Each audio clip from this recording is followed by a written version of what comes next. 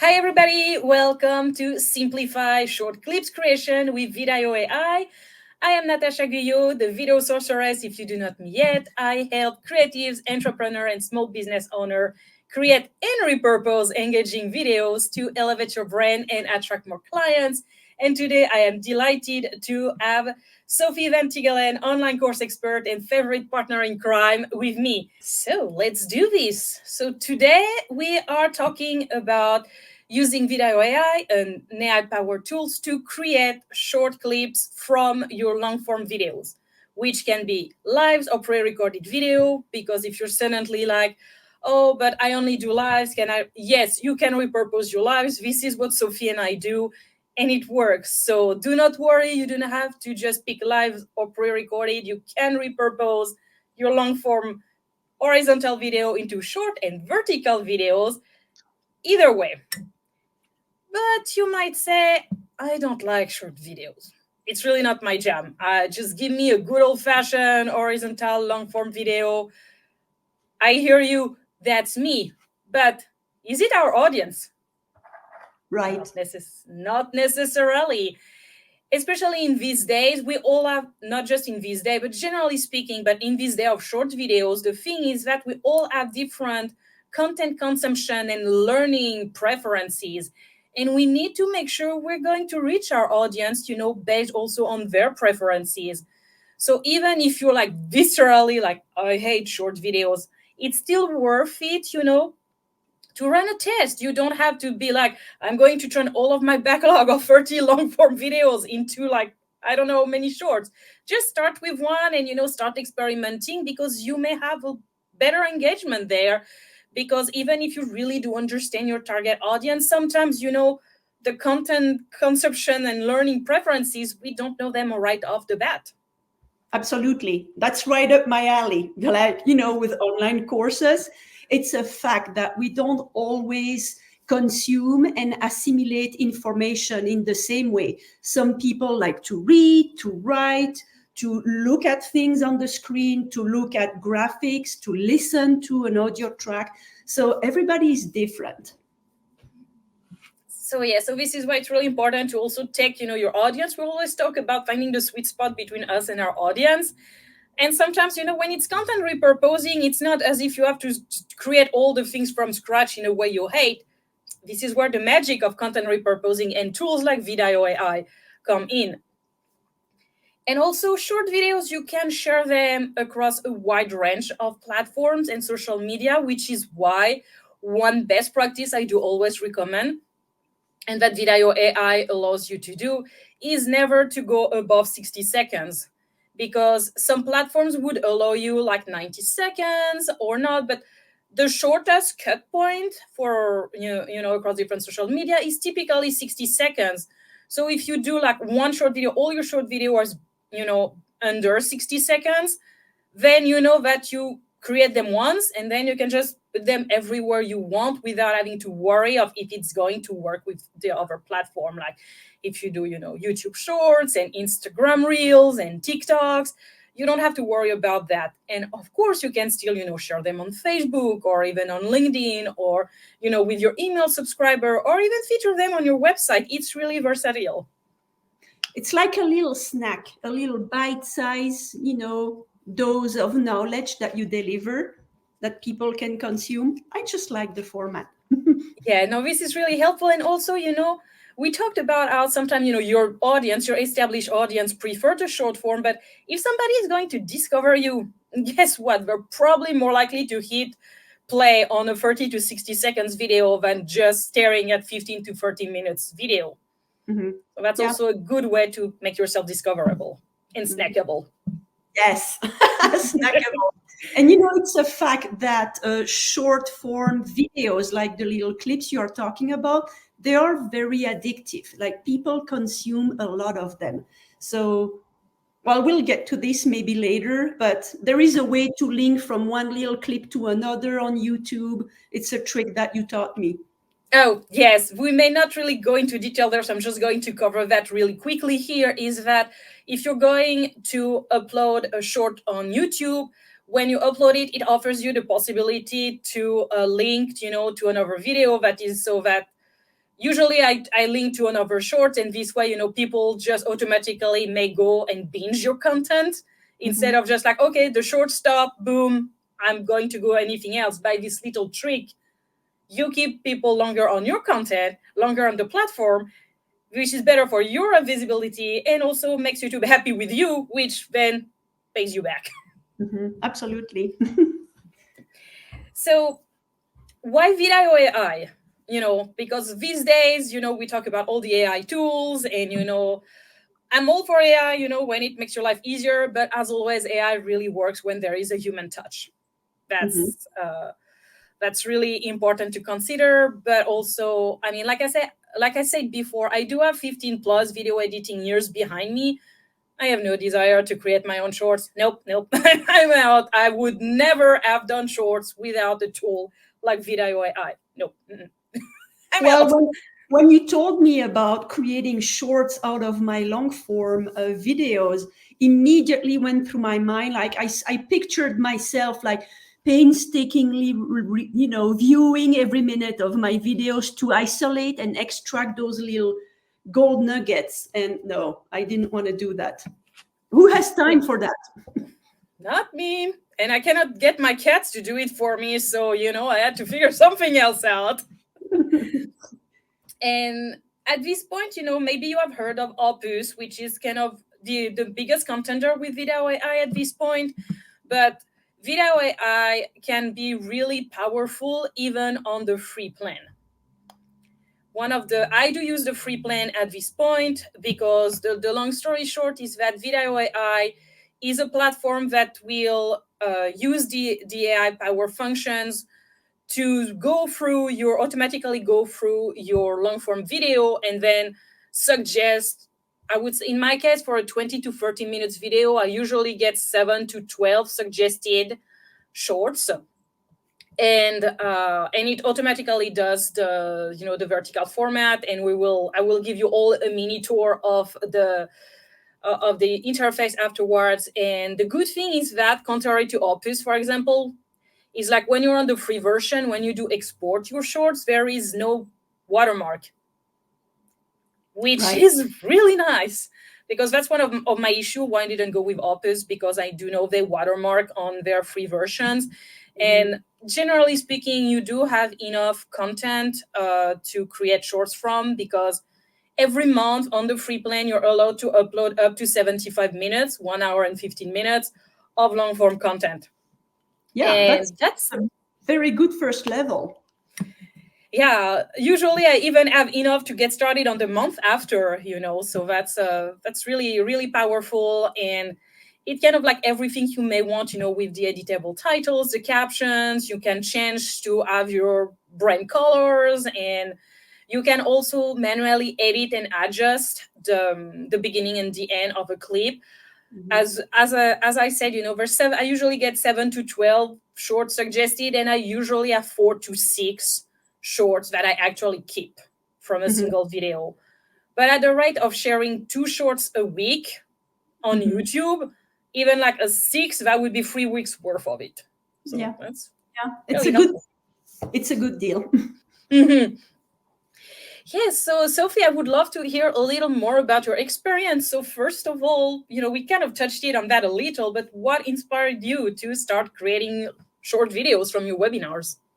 Well, you did. So you being the video expert.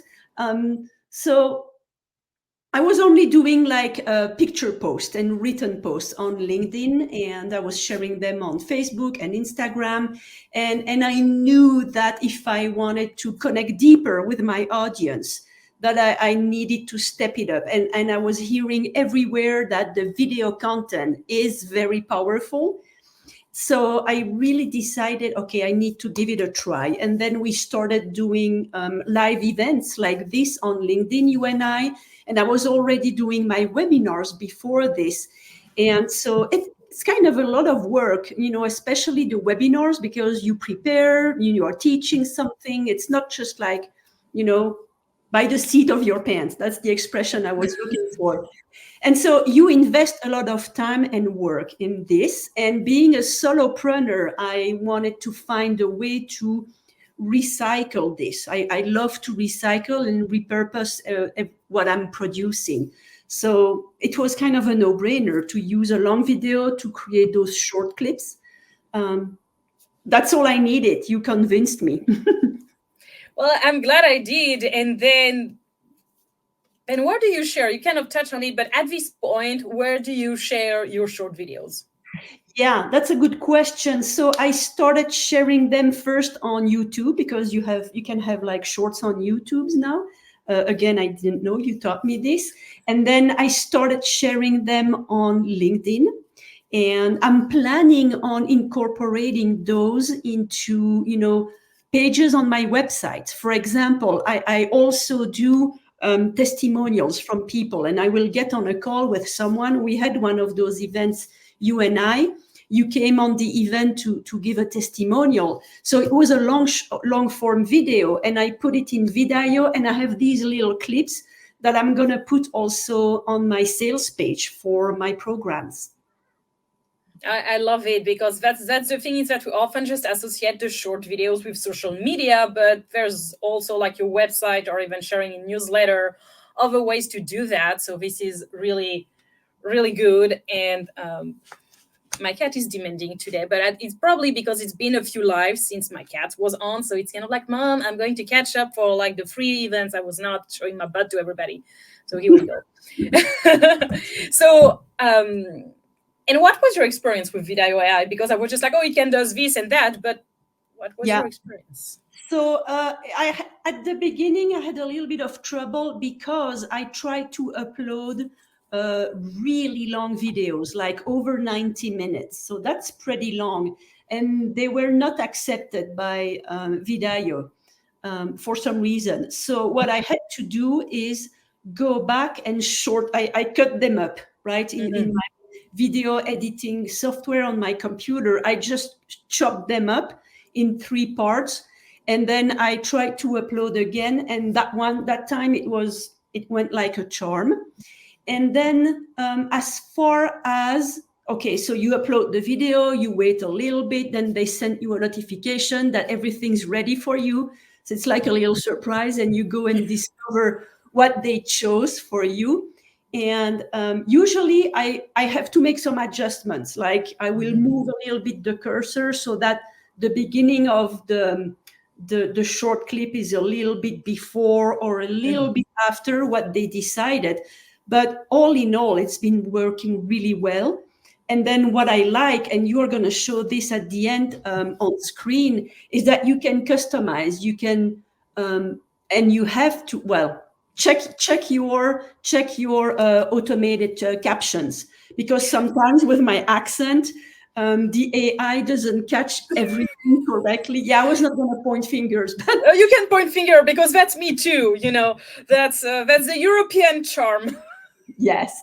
So just make sure you have the ability to edit the captions, which I like.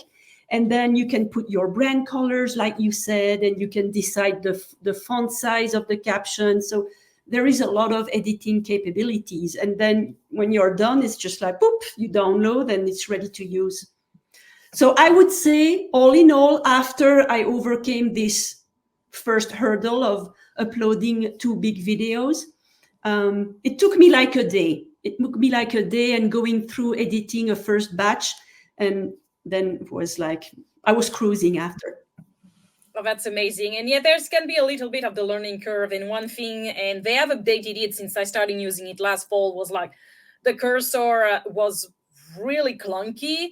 It's better now with like one of the recent updates at the beginning of this month. I really found a difference, that it was way more adjustable, and you can now kind of put the marker and then adjust, instead of just being like trying to figure it out, which could be a little hit and miss sometimes. But now they've really updated that. So that's something, if you've tried Vidyo before and you were just like, I'm going to throw this cursor, and the adjustment out of the window, I would invite you to revisit, because the update was really beneficial for that.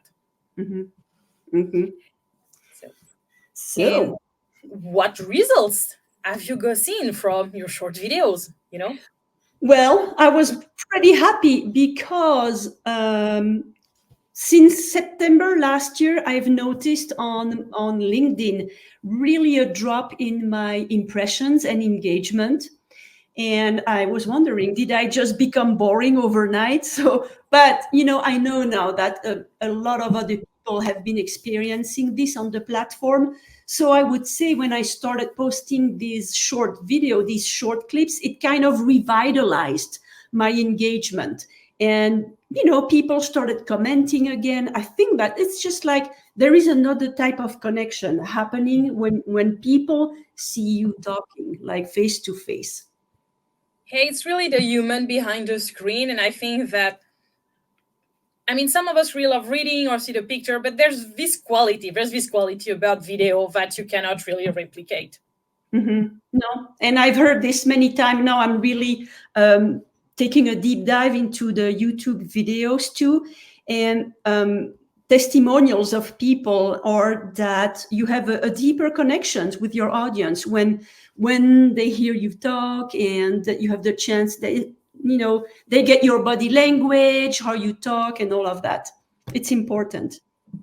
And when we're like, like you are an online course expert, I'm a video coach. It's like when we're going to be like service provider and have direct interaction, we're leader educators, however you want to look at it, that people get a feel of how we are, and beyond our words, and our pictures can also be a first step, the first connection before they may eventually work with us, because we're just like, sometimes you do not like somebody's voice, or their mannerism, you realize that you're not connecting, and it's nothing bad or wrong with them or with you. It can just be that it's not the right fit, and having the video component, the body language, the way we talk, can be a way to segue into that and get a first impression of yeah or nay. Yeah, absolutely. I'm converted now. Like, I don't want to go back to doing only written graphic posts. I'm a convert. That's amazing. That makes me happy. And it's funny because I was mainly using my shorts on YouTube for the last while, but I'm planning to start using them on LinkedIn as well. It's part of the 2024 game plan at this point. But it's good because in my case, also for people who may have, shared solely on one platform and are looking, to share them on another platform. At this point, what I'm probably going to do is go back and look at my shorts and see which ones had the most engagement, and start by reposting those on LinkedIn, rather than starting with the one that didn't do well. And at the same time, if I realize that something didn't do well, but I'm just like, oh, if I have like a solid written post with it, or that it really links to something I've said, it can be. But for starting points, just go and look at your cat that is trying to eat your cords. Just look at your stats, because the metrics can still be a solid indicator for certain things. So instead of being like, which one am I going to start with, which one performed best, start with those, on another platform, and then you can see from that, if the other platform is going to react differently. Yeah, that would be interesting to compare. Yeah, absolutely. I've noticed that this is interesting, all the psychological stuff that happens. So on my videos, I have more clicks when I show my hands instead of just my head. It's a fact. People click more when they see your hands and when you are doing eye contact. Now, you know that when you upload a short on YouTube, you don't have the choice of your thumbnail, or at least I don't. I can't choose my thumbnail. So sometimes I'm like this, or I'm Same. doing. Yeah, I think you can add thumbnail, on if you're doing that from your phone or something. But I also know that it's usually too much work. So at this point, I'm just like, I'm trusting the YouTube Okay. gods But and so credits. I have one video where my eyes are looking down on the left instead of looking like straight at the screen, and people are not clicking on that one. So the eye contact is very important too. Now we'll have to go back and look at my 50 shorts, because I want to see how it happened. Now I just want to show that. Mm-hmm. But again, if you're watching and joining us live, if you have any questions or comments about it, just drop them in the comment, and we will be happy to answer them at the end. Now, what we're going to do is I'm going to give you a very quick tour of having a feel, of the user interface in Vidyo. So Sophie, I am also going to have to tell me when you see my stuff, because when you start sharing your screen, it's another window in StreamYard. So you're just like, I'm just hoping people are actually seeing it. So this is the joys of technology, and there we go. So perfect. We see screen. Okay, so that's fantastic. So this is your dashboard once you are logged in StreamYard. So here you are going to see all your videos are going to show up, And also just a very quick thing, for example, this one on the left, which is a testimonial, it tells me it's a short video, which is under 3 minutes, which means that they cannot auto-generate shorts. However, this testimonial was a little over 1 minute, and I wanted to be able to get like the juiciest part of it out. So I was still able to manually create a short from it. So this is something you may keep in mind if you have shorter videos like client testimonial and you're like, oh, I also want to have the vertical version of it. You can still upload them in Vidyo and then manually do the trick. Oh, I didn't know that. Oh, I learn something every day. I learned that 2 weeks ago. And for example, here you're going to see on the screen that I have 7 out of 75 minutes left of upload for this month. So this is good to know, if you uploaded a few, it's not a guessing game. You will know how many minutes you have left. Mm-hmm. So, and like, for example, if you see the ready, in green, that means that all the auto-suggested, all the uploads were completed. I am going to click then on that Embrace the Winter and click on it. It's going to tell me review clips. So let's see. Mm-hmm. Can you see inside the video at this point? Yes. Can you explain actually what's the little number? Like each clip, each tab has a number. Is that like the popularity number or the virality? I think I've never dug deep into that. I do believe the score is based partially on SEO and possible interest. I think it's probably has to do with SEO. I admit I have never really deep dive into it. And so it's something I want to do. I've not been there yet. But like, for example, I have not done any work on this video at this point. So you see it was a 45 minutes video, roughly, and it generated 17 shorts. Mm-hmm. And then you can go through each of them. So those I've not touched them. This is just what Vidyo.ai came up with. It will also, tell you like the timing of when it is in the video, the timestamps, and tells you how many seconds it is. So for example, the first one is 55, the second is 27, 46. So they're not all meant to be the exact same length.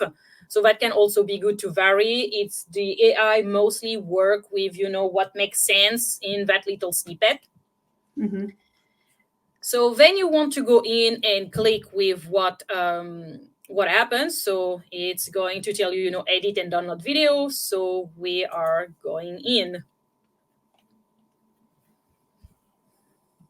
Yeah, we see the inside. And it's thinking. Yes. And so I took this example because there were two of us. And where it happens is that if you see on the upper right there, it's going to say portrait split, which means that if there are two people, you're doing a collaboration, both of you will show in the shorts. Well, if I was doing the simple portrait, it would only show one of us. Mm-hmm. Mm-hmm. That's pretty cool.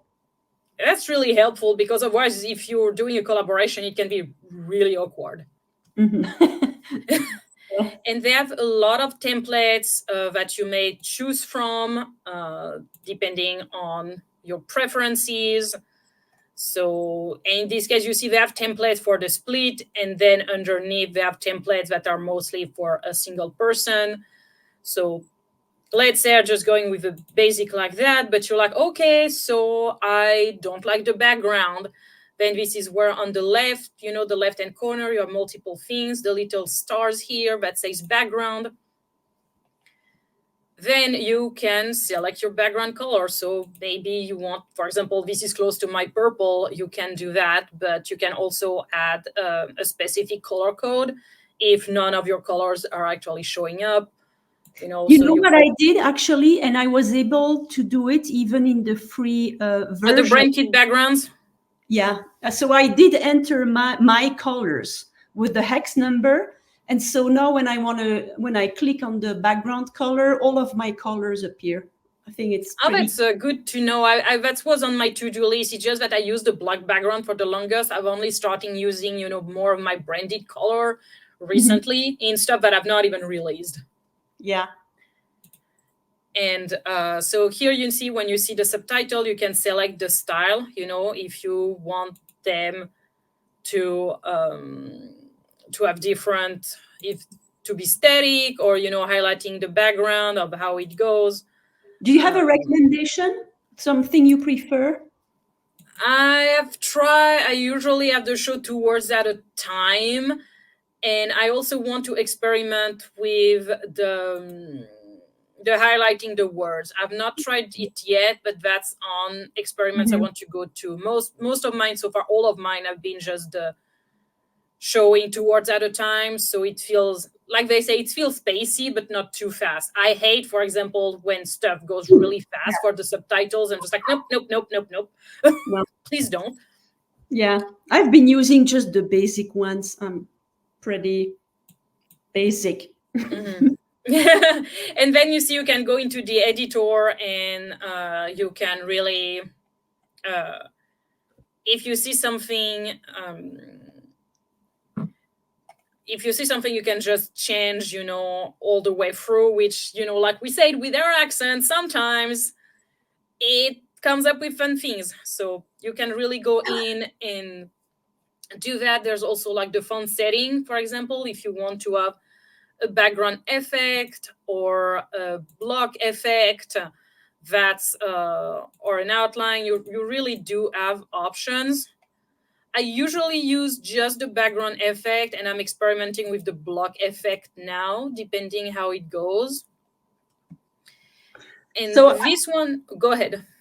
no, I just wanted to say, because I didn't see any comments showing up, and I know that usually we have comments and questions from the audience. So I went on my phone to pull up the event on LinkedIn, and there are comments. So I'm going to read. Oh, then I am so sorry, everybody, because we didn't see any comments show up on StreamYard.